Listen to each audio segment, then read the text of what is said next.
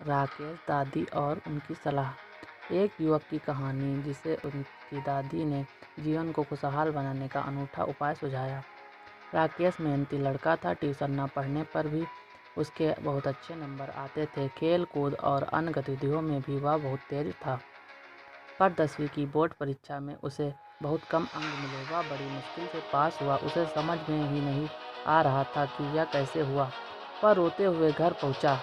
उसकी दादी खेत से लाए गेहूं को बोरियों में डाल रही थी।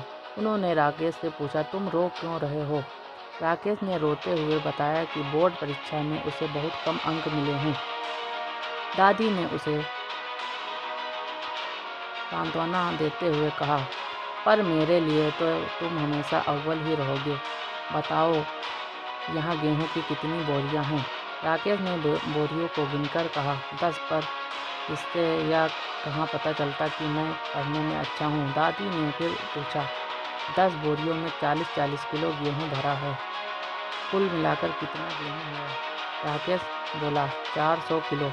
दादी बोली, कल्पना करो कि तुम यह गेहूँ छोटी छोटी बोरियों में भरकर बाजार में बेचने ले जा रहे हो, पर रास्ते में कोई 10 किलो गेहूँ की गठरी चुराकर भागने लगता है। क्या तुम बाकी का गेहूँ छोड़कर उसके पीछे भागने लगोगे, या फिर सतर्क रहोगे कि आगे कोई ऐसा ना कर पाए? राकेश बोला, मैं सतर्क रहूँगा कि आगे कोई ऐसा ना कर पाए, क्योंकि मेरे पास अब भी 390 किलो गेहूँ बचा है। दादी बोली, गेहूँ की अलग अलग बोरियों की तरह हमारी ज़िंदगी के भी कुछ अलग अलग चरण होते हैं। एक चरण में से अगर कुछ पल खराब हो जाए तो भी बचे हुए पल हमारे पास ही खराब रहते हैं।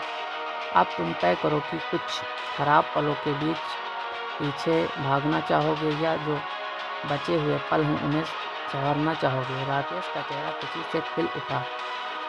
जिंदगी के कुछ अनुभव उसका एक हिस्सा होते हैं।